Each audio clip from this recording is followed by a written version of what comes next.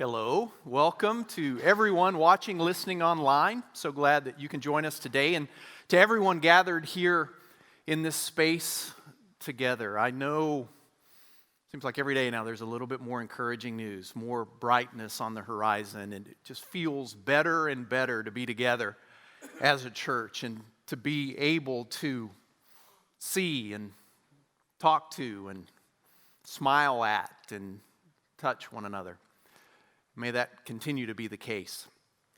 One of my favorite spiritual training exercises when I'm working with small groups is an exercise called Vizio Divina, which is Latin for sacred seeing. Vizio meaning seeing, Divina being divine or sacred. It's sacred seeing, and it's a form of contemplative prayer where we ask for and wait for the Lord to speak to our hearts as we look upon or gaze upon an image or an object. And I use, those of you who've done this exercise with me before, you know I use a variety of paintings and icons to engage us in this exercise. And one of my favorites is an icon painted by a Russian artist named Rublev. This icon is sometimes called the Trinity, sometimes it's called the Hospitality of Abraham. It is a depiction of the three angels that Abraham entertains in Genesis 16, but really it's a depiction of the relationship between the Father, Son, and the Holy Spirit. It captures the essence of what theologians, both ancient and modern, have called, fancy word alert, perichoresis. Let me hear you say, Perichoresis. Perichoresis. It literally means the circle dance. Peri meaning around, choresis meaning dance, as in choreography. It's a dance in the round. It's a circle dance, a divine dance in a circle. And if you've never heard of perichoresis before, don't worry, you are not alone. When I was growing up, I heard sermons about the evils of dancing. I did not hear a sermon about the divine dance in a circle, perichoresis. What it is the way the Father, Son, and the Holy Spirit exist and move and work together in perfect harmony and unity, in an intimate relationship of mutual, self-giving love. And while the word perichoresis never occurs in the New Testament, much of the source material for it is found in the Gospel of John, especially Jesus' farewell address to his disciples in John 14, 15, 16, chapter 17, if you include the prayer. And in this section of the Gospel of John, Jesus spends quite a bit of time talking about his relationship as the Son with the Father and his relationship with the Spirit. It says in chapter 14, verse 10 and 11, notice the interplay between the members of the Trinity in these verses. It says, "Don't you believe that I'm in the Father and that the Father is in me? In the words I say to you, I do not speak on my own authority. Rather, it is the Father living in me who is doing his work. Believe me when I say I'm in the Father and the Father's in me," or at least believe in the evidence of the work themselves. And then at the beginning of his prayer in chapter 17, he says to his Father, "Father, the hour's come," talking about his crucifixion, resurrection, and ascension. That's about to happen. "Glorify your Son so that your Son may glorify you." This mutual glorification. So the Father sends the Son into the world with a specific purpose and mission. And the Son represents the will of the Father by speaking the words of the Father, by obeying the commandments of the Father. And then we saw last week the Father and the Son send the Spirit into the world with a specific purpose and mission. In chapter 16, verse 4, Jesus says that the Spirit of truth, the Paraclete, will glorify me because it is from me that the Spirit will receive what he will make known to you. So now it's the Spirit glorifying the Son, who glorifies the Father, as the Father glorifies the Son. And it's this eternal circular dance where God, the Father, Son, and Holy Spirit manifest and put on display the goodness and the glory and the self-giving love of God. And it goes round and round and round. In John 15, Jesus uses agriculture, farming, or more specifically viticulture, vine tending, rather than choreography, thank goodness for that, to convey a similar message. This is what he says, chapter 15, beginning in verse 1. He says, I am the true vine, and my Father is the gardener. He cuts off every branch in me that bears no fruit, while every branch that does bear fruit, he prunes so that it will be even more fruitful. You are already clean because of the word I have spoken to you. Remain or abide, different translations render that differently. Remain or abide in me, as I also abide in you. No branch can bear fruit by itself. It must abide in the vine. Neither can you bear fruit unless you abide in me. I am the vine, you are the branches. If you abide in me and I in you, you will bear much fruit. Apart from me, you can do nothing. And if you do not abide in me, you are like a branch that's thrown away and withers. Such branches are picked up, thrown into the fire, and burned. But if you abide in me and my words abide in you, then ask whatever you wish and it will be given or done for you. This is to my Father's glory, that you bear much fruit, showing yourselves to be my disciples. You don't have to own a vineyard to make sense of this allegory. Jesus is the true vine. Disciples are the branches. The Father is the gardener who lovingly cares for the vine by cutting off or pruning the branches to maximize the production of fruit. That's all fairly straightforward. Embedded in this allegory, though, is a command, an imperative from Jesus. As he's doing his job as the vine, as the Father is doing his part as the gardener, Jesus says to his disciples, says to us, I command you, it's imperative, you must abide in me, the vine, as I abide in you. And that word abide, it's one of John's favorites. Pointed this out before in our journey through the Gospel of John. It shows up over and over and over again. Remember at the beginning of the Gospel in chapter 1, two would-be disciples are walking behind Jesus and they ask him, where are you staying? Where do you abide? And Jesus says, come and see. And they follow Jesus and they see that he abides in the Father. And then last week we saw at the beginning of chapter 14, Jesus tells his disciples, preparing them for his departure. That's why it's called a farewell address. Preparing them for his departure, he says, I am going away to prepare a dwelling or abiding place for you in my Father's house. And then later on in chapter 14, verse 23, Jesus says, anyone who loves me will obey my teaching.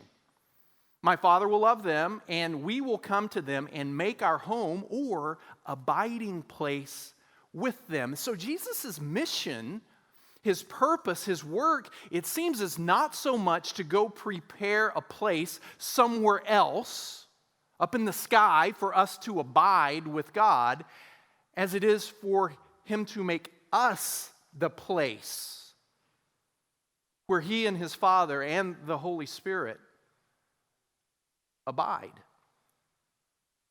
And the purpose of all of this abiding, we abide in Jesus, Jesus abides in us. The purpose of this, he says, is so that we can produce abundant fruit that glorifies God and proves our connection to the vine as Jesus' disciples. We are known and judged by our fruit. Fruit don't lie. In the fall, we studied the fruit of the Spirit from Galatians 5. There are tangible, observable fruit that manifest themselves in our lives as we abide in Jesus and Jesus abides in us and as the Holy Spirit works in and through us. Fruit don't lie. It's our fruit that proves that we are following Jesus. You notice in this passage, he never commands us to produce fruit. That's not the command. He never puts us on a quota to say, I need to see this much fruit out of you every day, every week, every season. We don't produce the fruit in and of ourselves. We have no power within us to produce fruit. The fruit comes from the power that's in the vine, and so Jesus commands us to stay connected to the vine, abide in the vine. He also doesn't command us to go around cutting or pruning the other branches. As tempting as it is to judge and cut and prune and adjust and pick at those branches that appear to be unproductive, Jesus says, that's not your job. You are not the gardener. God is. Your job, your task, your focus is to abide. We must abide in him.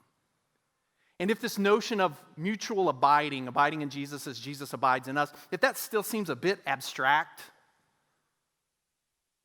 just keep reading, because as he goes on, he clarifies and makes concrete what this mutual abiding looks like in the everyday practice of a disciple. He says, continuing in verse 9, as the Father has loved me, so I have loved you. Now abide in my love. Okay, what does that look like? Well, if you keep my commands, you will abide in my love, just as I have kept my Father's commands and abide in his love. I have told you this so that my joy may be in you and that your joy may be complete. My command is this. Ding, ding, ding, ding, ding. This is it. My command is this. If you want to abide in me, he says you have to obey this command. My command is this. Love each other as I've loved you. Greater love has no one than this, to lay down one's life for one's friends. And you are my friends if you do what I command. I no longer call you servants, because a servant does not know his master's business. Instead, I've called you friends, for everything that I've learned from my Father, I have made known or passed on to you. You did not choose me, but I chose you and appointed you so that you might go and bear fruit, fruit that will last. And so that whatever you ask in my name, the Father will give you. This is my command. Love each other. How do we abide in Jesus the vine? He says, you abide in me by abiding in my love, which is an extension of the Father's love in which I abide. And we abide in Jesus' love, not by doing nothing or taking it easy dude style. Some of you know what that's from.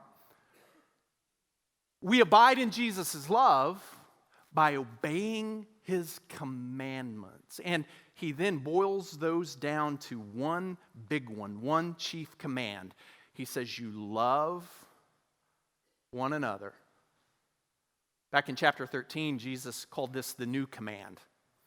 A new command I give you, he says, but there's hardly anything new about the command from God to love one another, to love your neighbor. What's new about this command is the standard or the motivation behind it.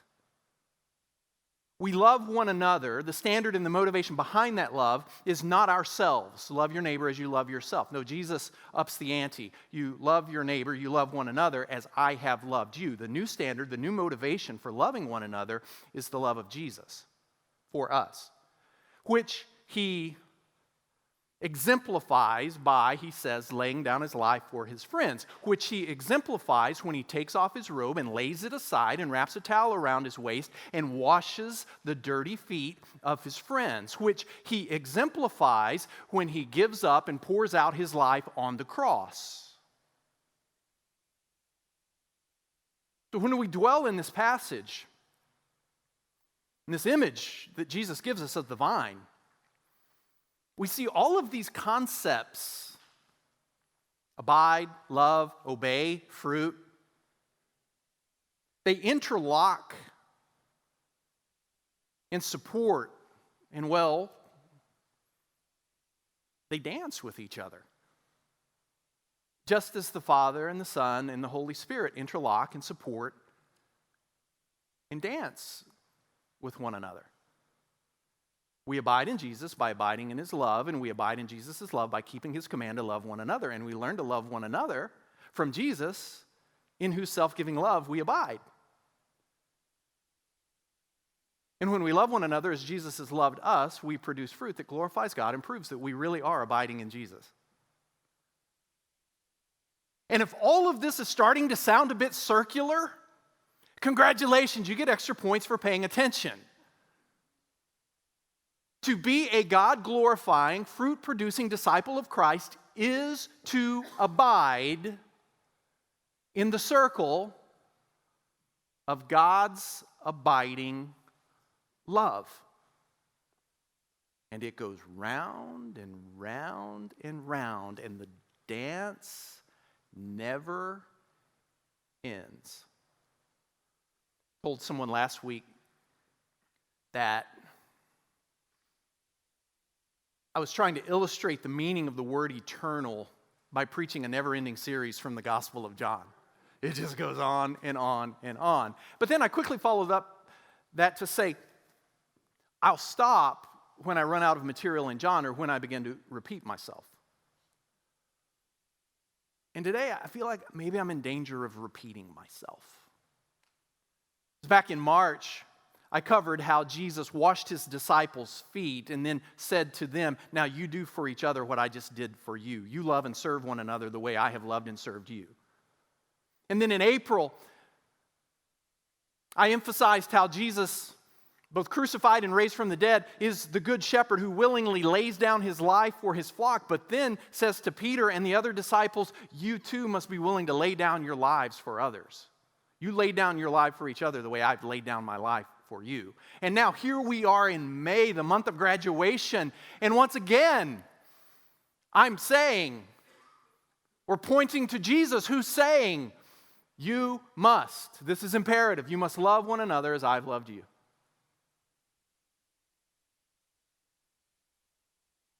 This goes round and round and round, doesn't it? Reminds me of a story about Juan Carlos Ortiz, who was a pastor of a rather large church in Buenos Aires, Argentina. Years ago, he wrote a classic book called Disciple. You can still find it in some used bookstores. One Sunday, Ortiz was getting ready to preach to his church about loving one another.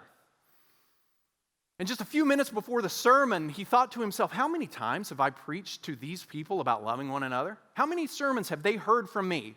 Some of these people have been Christians for a long time. How many sermons have they heard about loving one another? And in every sermon, I essentially say the same thing and nothing ever changes. So when it came time to preach, he stood up before his congregation and he said 3 words. Love one another.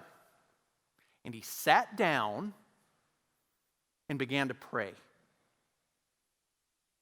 And the congregation sat there in stunned, awkward silence for 5 minutes. What is going on? Is the sermon over? Can we leave? Is there something wrong with our pastor?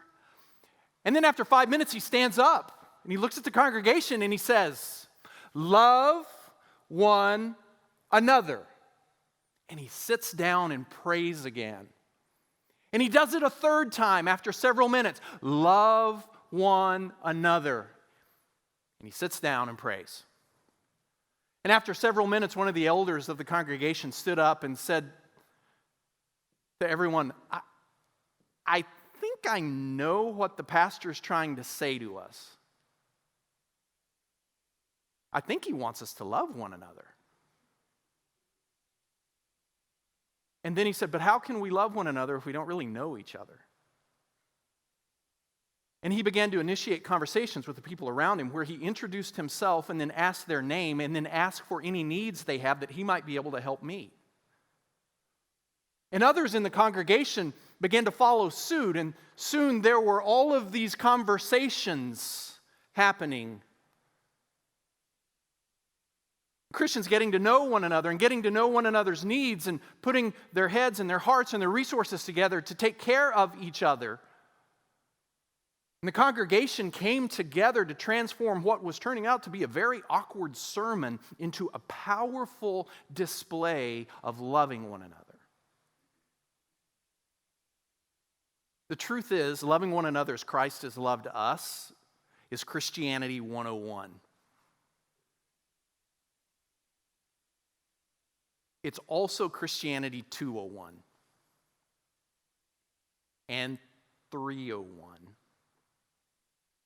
and 401. And if you want to get your graduate degree in Christianity, guess what you study? We never graduate from this subject onto something more important or advanced. It keeps coming back to love one another as Christ has loved you. One of the curiosities of the Trinity icon, if you study it closely, is there's this little square at the bottom center of the table.